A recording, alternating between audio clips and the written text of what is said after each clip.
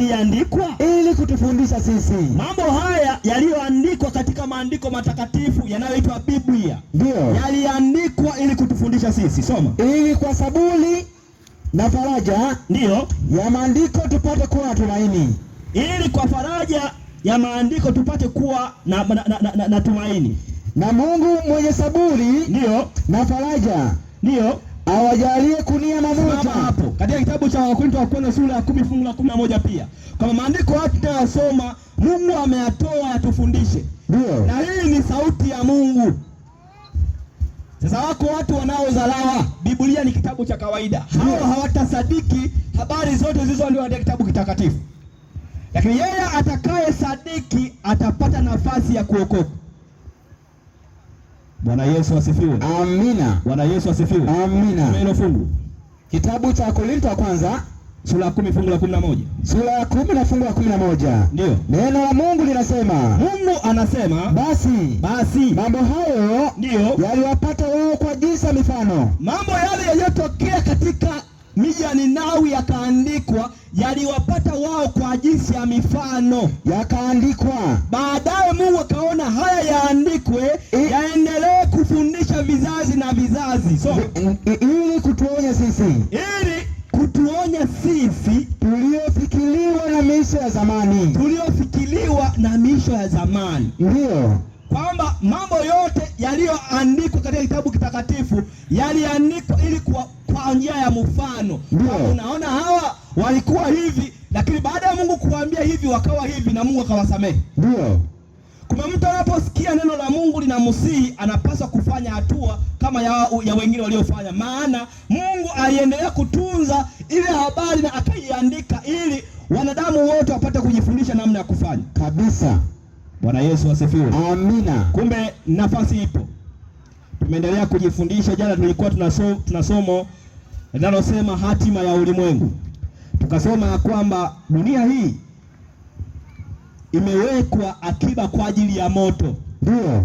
Maana Mungu lazima ataiangamiza dunia hii kwa sababu ya dhambi. Kabisa.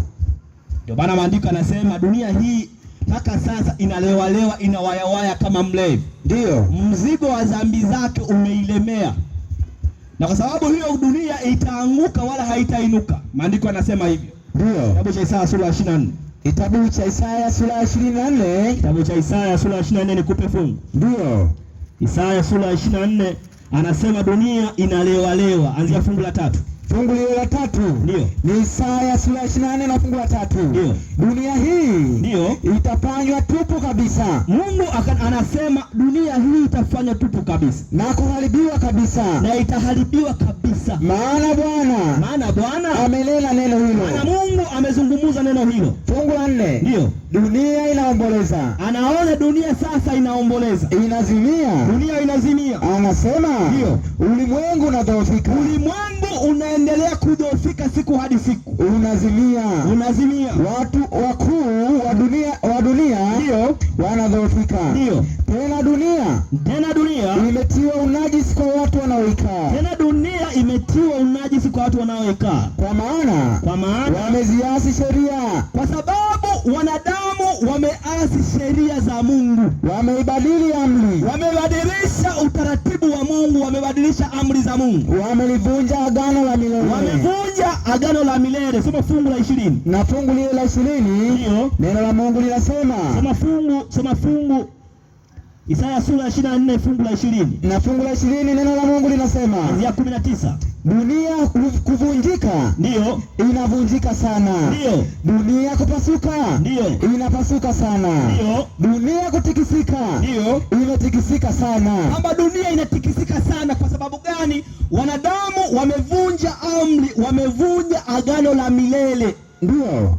Bwana Yesu asifiwe. Amina. Leo kwa neema ya Mungu tutaenda kuangalia hili agano la milele ni kitu gani. Ndio. Bwana Yesu asifiwe. Amina. Endelea kusoma hapo.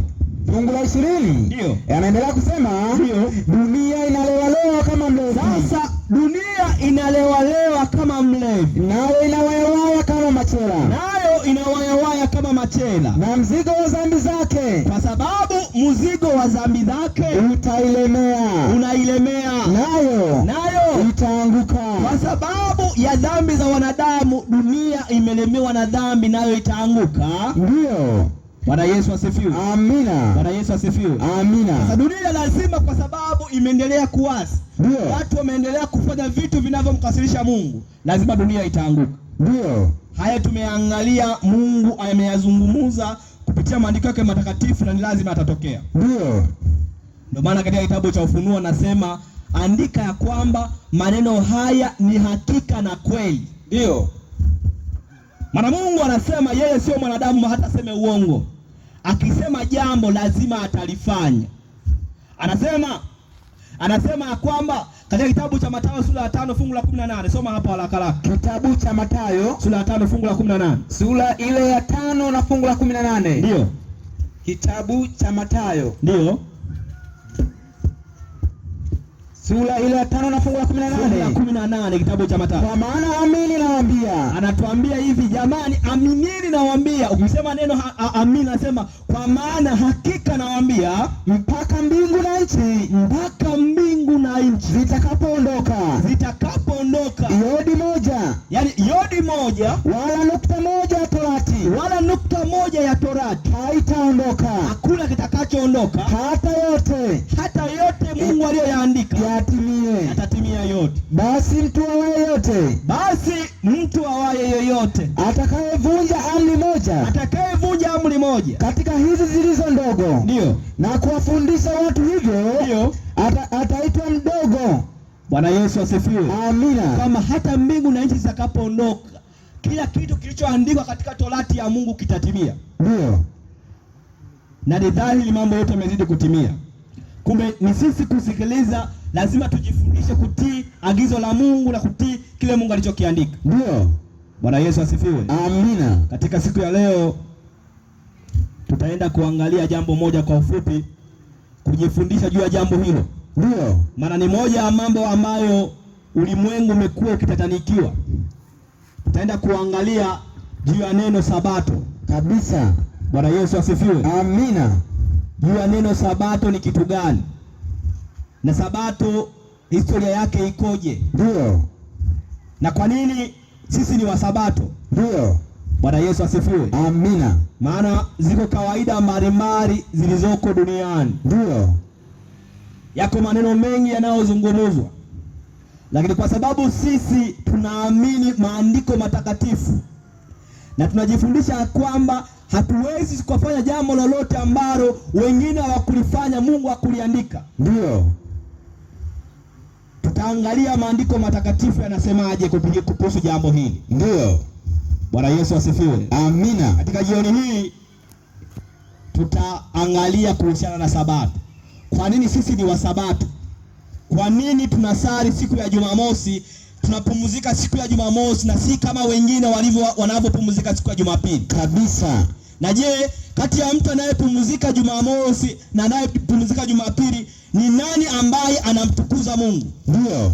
Bwana Yesu asifiwe. Amina. Tutaangalia jambo hili, kama ni nani ambaye anayemtukuza Mungu kati ya watu hawa wawili. Ndio. Tunaposoma katika maandiko matakatifu tunaona kitu kinachoitwa Sabato, ambapo Sabato hii ni moja kati ya amri za Mungu inayosema kwamba watu wanapaswa kupumzika. Sasa hiki kitu kina maana gani? Na ili mtu akitimize anatakiwa kufanyaje? Ndio.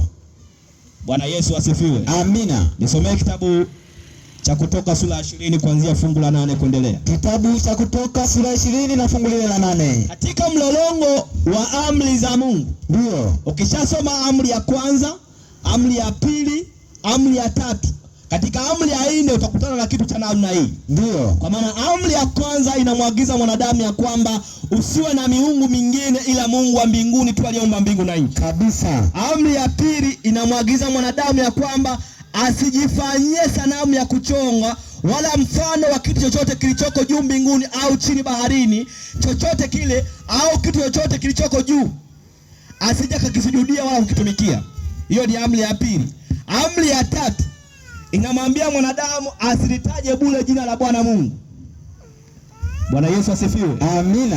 Amri ya 4 inasema hivi, soma hapa fungu la 8.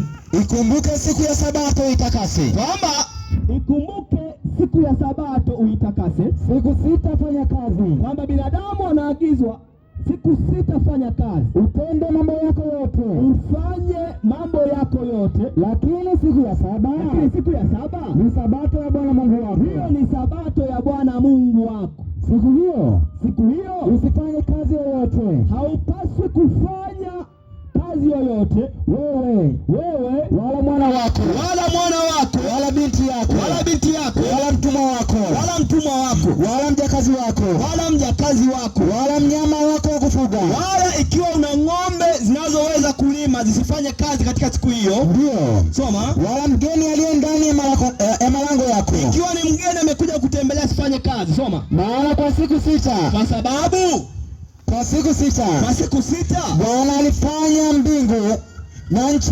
Kwa sababu kwa siku 6 Bwana Mungu alifanya mbingu na nchi na bahari na vyote vilivyomo. Mungu akastarehe siku ya 7. Kwa hiyo Bwana akaibarikia siku ya Sabato. Kwa sababu hiyo Bwana akaibariki siku ya Sabato, akaitakasa. Ndio. Bwana Yesu asifiwe. Amina. Kwamba iko siku ambayo Mungu aliyomaliza kuumba mbingu na nchi, yeye Mungu na yeye alipumzika katika siku hiyo. Katika siku hiyo Mungu, siku hiyo ambayo anayoisema siku ya Sabato, Mungu aliibariki na kuitakasa. Ndio. Sasa hiyo siku ndio ambayo mwanadamu anaagizwa kupumzika. Ndio siku mwanadamu anayoambia wewe mwanadamu utaacha shughuli zako zote. Utaacha kazi zako zote, nawe mtakusanyika pamoja kwa ajili ya kumtukuza Mungu. Kabisa. Bwana Yesu asifiwe. Amina. Hili ni agizo la Mungu na ni amri.